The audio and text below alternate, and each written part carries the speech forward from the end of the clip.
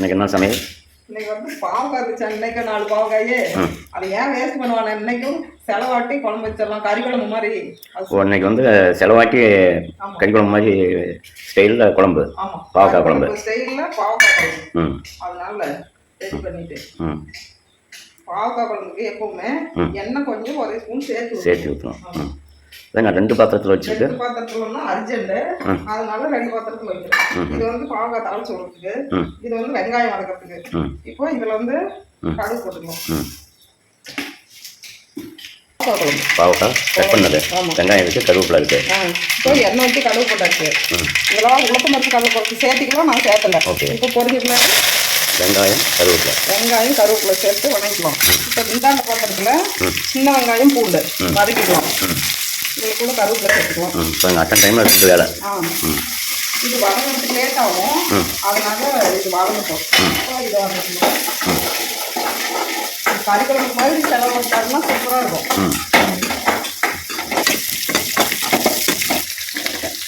சூடே இருக்கு. அடுப்பி ஊற்றணும், கரண்டி சூடு இருக்கும். என்னைக்குமே பாவக்காய் குழம்பு மாற்றணும்னா தக்காளி அதை போட்டு வதக்கூடாது, தனியாக தான் கட் பண்ணிட்டு நல்லா வதங்கணும். ப்ரௌன் கலராக வரணும் வெங்காயம், அதுதான் சூப்பராக இருக்கும். பாருங்க, இது ஓரளவு வதங்கிடுச்சு. இப்போ பெருஞ்சீரகம், சீரகம் சேர்த்துக்கலாம். அதுலேயே இதில் வந்து பட்டை லவங்கம் எல்லாம் போடலாம். நான் வந்து செலவு தூளில் எல்லாம் போட்டு அரைச்சி வச்சுக்கிறேன், அதனால கொஞ்சம் சேர்த்துக்கலாம்னு சேர்த்துக்கிறேன். இது கூட தான் தேங்காய் இதெல்லாம் ஆட்டி செலவு அது ஆட்டுறதுக்கு.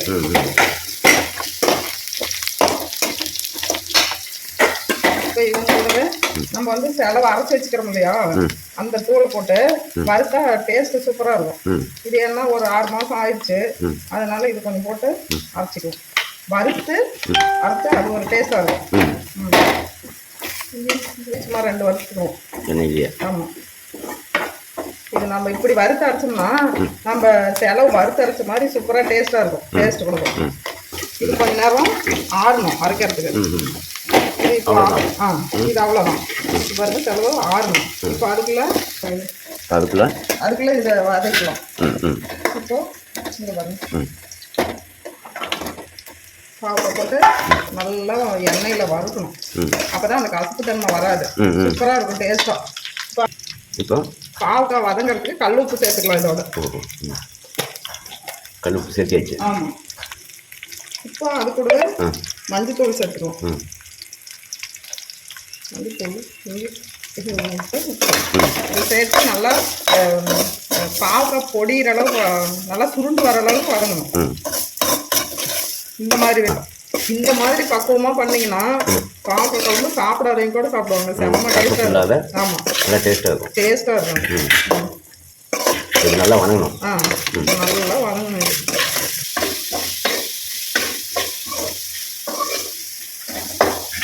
இது நல்லா வதங்கட்டும். இப்போ இந்த செலவு வந்து ஆறிடுச்சு, கொஞ்சம் செலவு தூள் ஆறிடுச்சு. இப்போ இதை மிக்சியில் போட்டு ஆட்டிக்கலாம். கல்லில் ஆட்டி செஞ்சால் செம்மையாக இருக்கும், ஆனால் டைம் இல்லை. இப்போ இதை மிக்சி கப்பில் போட்டு 2 டைம் தான் போடணும். ஆமாம், 2 டைம் போட முடியாது, சின்ன கப்பு தானே. இப்போ இதை ஆட்டி எடுத்துக்கலாம்.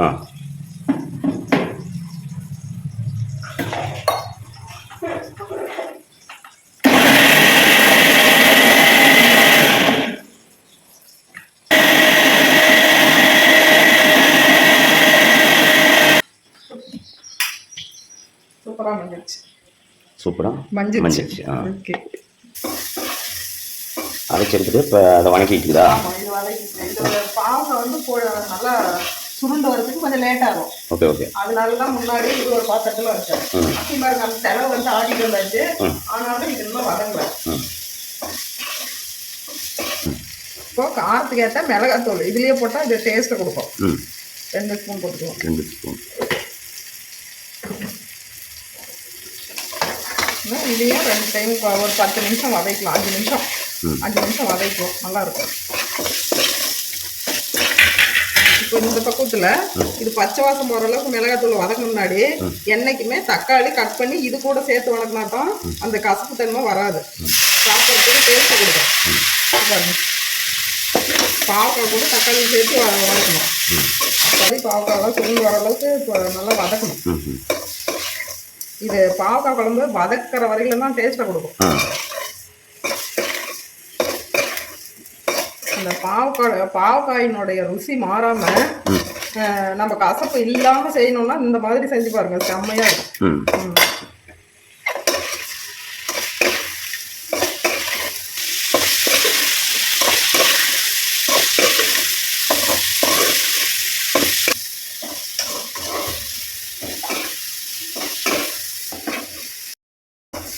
பாருங்க, இந்த அளவுக்கு சுருண்டு வரணும். இந்த அளவுக்கு சுருண்டு வரணும் பாருங்க, இந்த அளவுக்கு பொரிஞ்சு சுருண்டு வந்துருக்குது. இந்த அளவுக்கு வரணும். இப்போ வந்து நம்ம தேவைன்னா அப்படியே இறக்கி வச்சு சாப்பிட்டா செம்மையா இருக்கும். ஏன்னா சாதத்துக்குங்கும் போது நம்ம கறிக்குளம் மாதிரி இந்த பக்குவத்தில் செஞ்சோம்னு வச்சுக்கோங்களேன், அவ்வளோ சூப்பராக இருக்கும். இப்போ செலவு ஊற்றிக்கலாம் பாருங்க, அரைச்சி வச்சு செலவு கறி ஊற்றிட்டு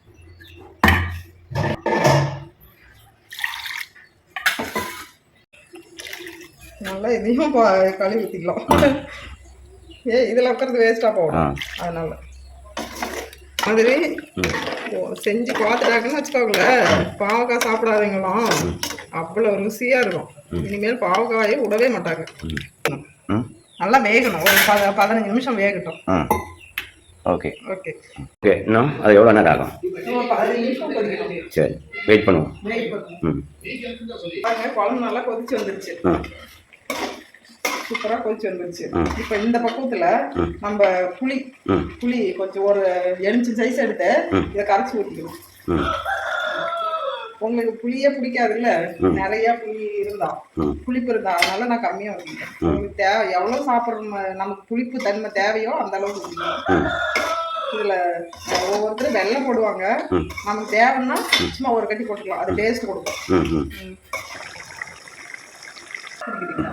பாருங்க, இந்த அளவுக்கு எண்ணெய் பிரிஞ்சு வரணும்.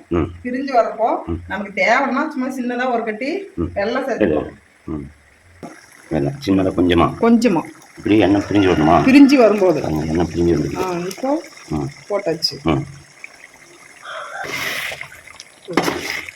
வெல்லம் வந்து ஒரு ஆப்ஷன் தாங்க, உங்களுக்கு தேவைன்னா சேர்த்துக்கலாம், இல்லைன்னாலும் குழம்பு டேஸ்டா இருக்கும். வெல்லம் போட்டா இன்னும் கொஞ்சம் கூடுதலா டேஸ்ட் கொடுக்கும்.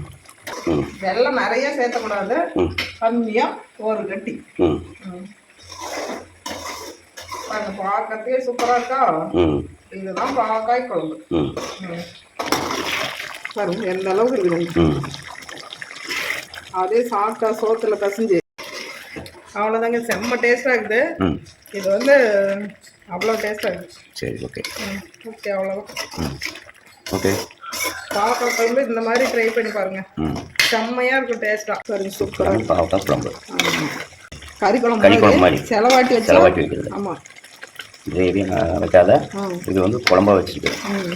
முன்ன வீடியோவில் வந்து கிரேவியா வச்சோம், இப்போ வந்து குழம்பு. பாருங்க, சமையல் ரெடி ஆயிடுச்சு, இப்போ சாப்பிடலாம். நானும் ஆல்ரெடி வடிச்சு வச்சிட்டேன். வடிச்சு வச்சிட்டேன் பாருங்க. வடிச்ச சாதத்துக்கும் அந்த குழம்புக்கும் அப்படியே டேஸ்ட் சொல்லவே தேவையில்லைங்க, அவ்வளோ டேஸ்டா இருக்கும். அப்படியே இப்படி ஊற்றணும்.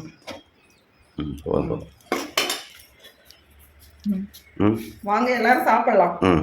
பாவக்காய் குழம்பு சாதம் ரெடி. கறி குழம்பு மாதிரி பாவக்காய் குழம்பு வச்சு சோறு, அப்படியே சூப்பரா டேஸ்ட் அடிச்சுக்கோங்க, அவ்வளோ சூப்பரா இருக்கும். Okay bye. அடுத்து இன்னொரு வீடியோவில் சந்திக்கலாம். பாய்ங்க.